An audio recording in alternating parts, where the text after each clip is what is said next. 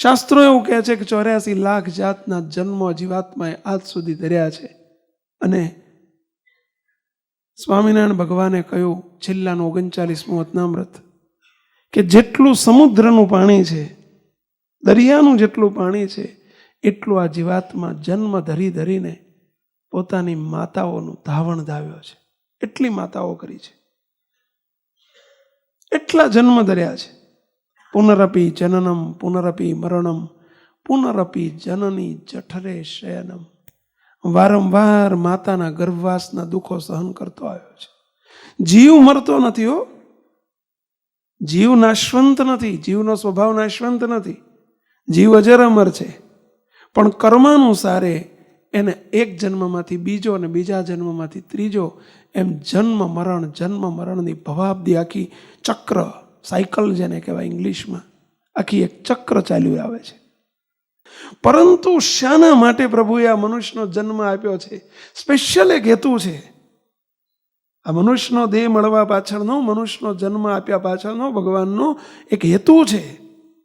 સ્વામિનારાયણ ભગવાને શાસ્ત્રમાં લખ્યું કે ભગવાન અને ભક્ત બંને ચાલ્યા જાય છે, અને ભક્તએ પૂછ્યું કે હે પ્રભુ, આ મનુષ્યનો જન્મ મોંઘો છે એવું શાસ્ત્રમાં લખ્યું છે, તો કેટલો મોંઘો છે જરા મને કહેશો? ભગવાન કે ચલ દરિયો નજીક હતો, દરિયા કિનારે માંડવીનો દરિયો, કચ્છનો માંડવી બંદર ને દરિયા કિનારે ગયા, અને પ્રભુએ પેલા ભક્તને એક વાળ ખેંચી નાખ્યો. ભક્તના માથામાંથી એક વાળ ખેંચ્યો. વાળ ખેંચીને પ્રભુએ કહ્યું કે ભાઈ, આ એક વાળના ઊભા 4 ચીરા કરવામાં આવે. કેવા? ઊભા 4 ચીરા. વાળના 4 ચીરા થાય? આપને પૂછું, 4 ચીરા થાય? વિજ્ઞાન છે, કરી શકે. આપણને ખબર નથી, પણ વિજ્ઞાન ધારે તો કરી શકે. અત્યારે વિજ્ઞાન એટલી બધી ટેકનોલોજી આગળ વધી ગઈ છે, એટલે વિજ્ઞાન ધારે તો કરી શકે. પણ તમે સમજી શકો છો કે એક વાળ કેટલો પાતળો હોય, અને એના 4 ચીરા, તો એ ચીરો કેટલો પાતળો હોય. ભગવાન એમ કહે છે કે આના 4 ચીરા કરવામાં આવે, અને પછી એ વાળને એ એક ચીરો લઈ અને તને હું કહું કે આ દરિયામાં બોળીને આમ ખંચેરવા માંડે, બધી દરિયામાં બોળીને ખંચેરવા માંડે, અને આખો દરિયો ખાલી કરવાનો છે. કેવી રીતે? લોટાથી નહીં, તગારાથી નહીં, ડોલથી નહીં. કેવી રીતે ખાલી કરવાનો? એક વાળના ઊભા 4 ચીરા કરો, એમાંથી એક વાળ લઈને દરિયામાં નાખવાનો, આમ કહીને બોળીને આમ બહાર ખંચેરવાનો. એમ કરતાં કરતાં દરિયો ખાલી કરતા જેટલો સમય લાગે એટલા સમય પછી મનુષ્યનો ફરીથી વારો આવે છે. સમજ્યા?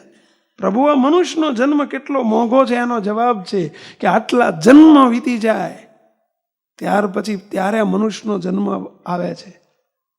ઘણા કહેતા હોય છે કે ભાઈ ભગવાન ભજો. અમે કહીએ ને કે ભગવાન ભજો જ, ત્યાં કે આ જન્મે નહીં, આવતા જન્મે ભજજો. સમજ્યા? એટલે આવતા જન્મે તો મનુષ્ય થવાનો છે એની ખબર જ છે ને. અનંત જન્મ પછી આ વારો આવ્યો છે, અને એ કોઈક સ્પેશિયલ હેતુ માટે પ્રભુએ જન્મ આપ્યો છે, એની આપણને ખબર નથી. અને એટલે આપણે પૈસા, દ્રવ્ય, સંપત્તિ, પત્ની, દીકરા, દીકરીઓ, બંગલા, મકાન, માન, મોટપ, એની પાછળ આપણે આપણી જિંદગી વિતાવી દઈએ છીએ. પરંતુ શાના માટે પ્રભુએ જન્મ આપ્યો છે? અને બીજું, આપણી મોટી એક કસર છે. શું?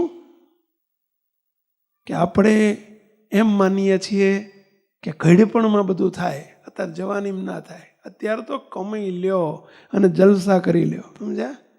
પરંતુ તમને ખ્યાલ છે કોઈ નહીં દે કે ઘડપણ આવવાનું છે એવી નક્કી છે કોઈનું? છે નિશ્ચિત? 20 વર્ષનો દીકરો ચાલ્યો જાય ને 80 વર્ષનો બાપનો બાપ બેઠો હોય, એવું જોયું છે તમે ક્યારેય? ક્યાંય જોયું છે? બને? 20 વર્ષનો દીકરો ચાલ્યો જાય અને બાપનો બાપ 80 વર્ષનો બેઠો હોય, હજુ એવું કંઈ બને છે? તો છે કોઈ દેહનો નિર્ધાર?